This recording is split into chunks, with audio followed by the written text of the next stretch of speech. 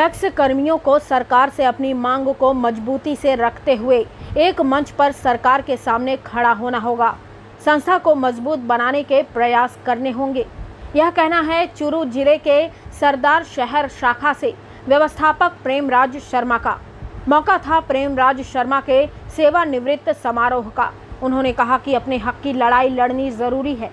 उन्होंने कहा कि जितनी एकजुटता आज मेरे सम्मान में दिखाई है, उतनी एकजुटता अपने भविष्य के लिए भी दिखाएं।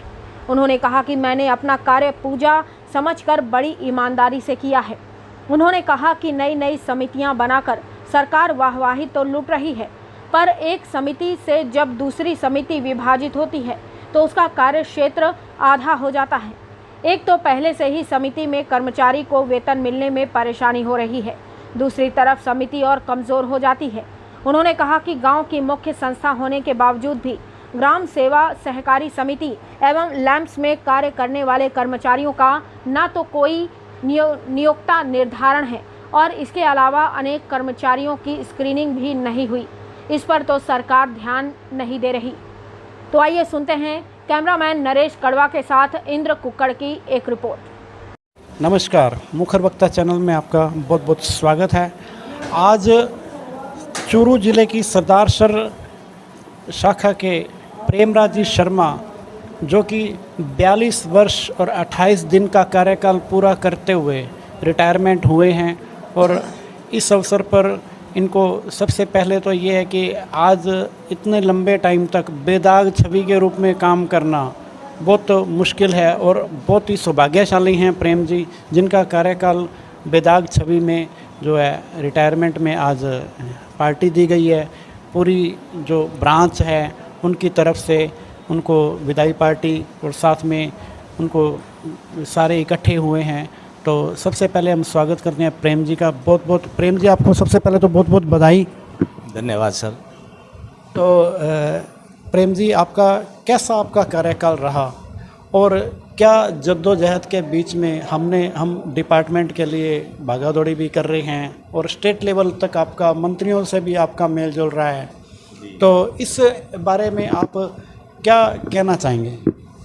देखो, वैसे हम जिस स्थिति इस टाइम के अंदर इस सहकारिता में, इस समिति में व्यवस्थापक के पद आए थे, उसके आज के दौर में बहुत बड़ा अंतर आ गया है।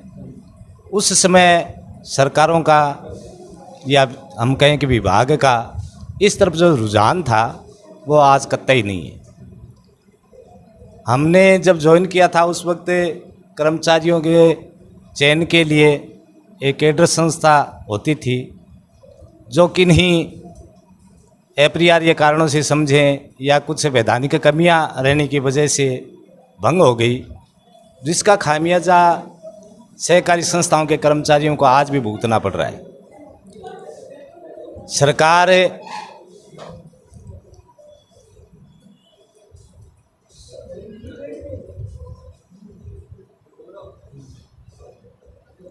सरकार ने कभी गंभीरता से इस विषय पर विचार नहीं किया कि इन संस्थाओं को, जो आज की स्थिति में कोई भी कर्मचारी संभालेगा, उसकी वास्तव में स्थिति क्या होगी, उसकी आर्थिक दशा कमज़ोर होगी तो वो अपने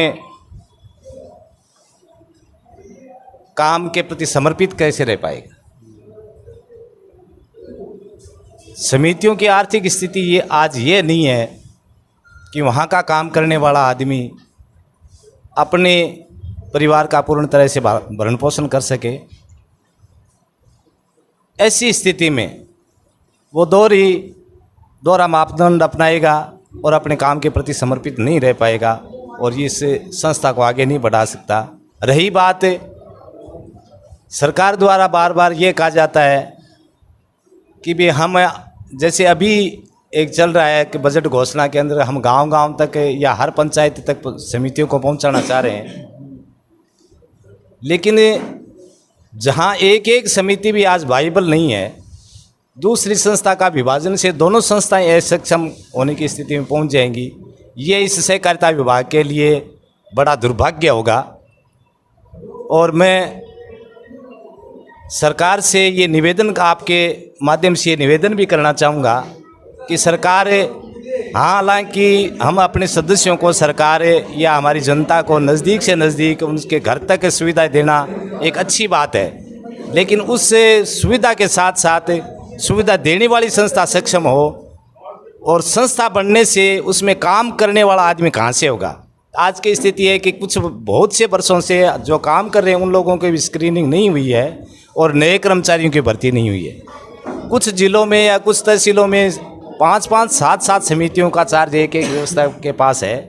ऐसी स्थिति में वो संस्थाएं कैसे चल रही होंगी या कैसे सर्वाइवल कर पाएंगी, ये मेरी समझ से थोड़ा बाहर है। और सरकार ऐसा क्यों चाहती है कि हम ज़्यादा से ज़्यादा समितियां बना के सिर्फ ये वाहवाही लूट लें। लेकिन मेरा सरकार से ये निवेदन है बार बार कि जो सक्षम समितियां हैं उनको ही दूसरी जगह काम करने का अधिकार दिया जाए। इन समितियों में अधिकाधिक व्यवसाय के रूप में जो नकदी साख है उसको बहुत ज़्यादा बढ़ाया जाए, ताकि ये इसमें जो करने वाला कर्मचारी है, कार्य करने वाला, उसका जीवन यापन हो सके, वो अपने बच्चों का भरण पोषण अच्छी तरीके से कर सके। जो संस्था को यदि आप विभाजित करेंगे, संस्था को कार्य के लिए ये कहते हैं कि स्वतंत्र हैं आप, स्वतंत्र होने के साथ साथ बहुत से ऐसी पाबंदियां भी हैं कि वो संस्था अपने आप कुछ नहीं कर सकती। संस्था में काम करने के लिए एक कर्मचारी अनिवार्य रूप से होना चाहिए, मेरा यह मानना है, और वो भी स्थायी। अस्थायी कर्मचारी की मानसिकता काम करने में कतई ही ये नहीं मान के चलता कि मैं इसमें अच्छा काम करूं, इसको आगे बढ़ाऊं, इसको आगे ले जाऊं। तो सबसे पहले तो मेरा सरकार से ये निवेदन है कि किसी भी संस्था के गठन के साथ उसमें एक स्थायी कर्मचारी की नियुक्ति हो। वर्तमान में जो कर्मचारी हैं जिनकी जो योग्य हैं उनकी सबसे पहले स्क्रीनिंग की जाए, और समितियों को किसी भी प्रकार के, दूसरा सबसे बड़ा आज की जो है स्थिति, उसमें हम ये चाहते हैं कि सरकार हर समिति को, हर ग्राम की ग्राम सेवा सहकारी समिति को कंप्यूटराइजेशन करके उसकी ऑनलाइन की सुविधा दी जाए, तभी ये संस्थाएं आगे बढ़ सकती हैं। हर ग्राम के हर गरीब का इससे जुड़ाव हो सकता है और ये संस्थाएं आगे बढ़ सकती है। धन्यवाद। तो प्रेम जी, मतलब आज का जो टाइम है, जैसे अब बहुत सारे व्यवस्थापक बंधु आपके जो डिपार्टमेंट के जो हैं, बहुत सारे ऐसे हैं जहाँ जिनको साल भर से, किसी को 2 साल भर से तनख्वाह तक नहीं, वेतन नहीं मिला। वेतन के बिना वो काम कैसे करेंगे? ये बड़ी विडंबना है और मैं इसके लिए सरकार की भर्त्सना ही कर सकता हूँ कि वो इन कार्मिकों की तरफ देखना भी नहीं चाहती कि वो किस स्थिति में वो वहाँ काम क्यों कर रहे हैं। ये भी मेरी समझ से बाहर है। यही मैं सबसे ज़्यादा मुझे पीड़ा होती है कि मेरे साथियों को समय पर वेतन नहीं मिल पा रहा है और वो काम कर रहे हैं।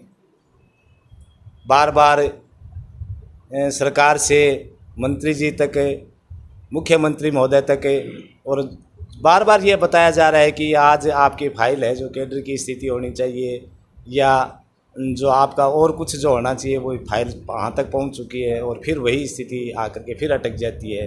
ये मैं इस विभाग के लिए, इन समितियों के लिए दुर्भाग्यपूर्ण स्थिति मानता हूँ, अच्छी बात नहीं। तो प्रेम जी, आप अपने जो साथी हैं उनके लिए कोई संदेश देना चाहिए?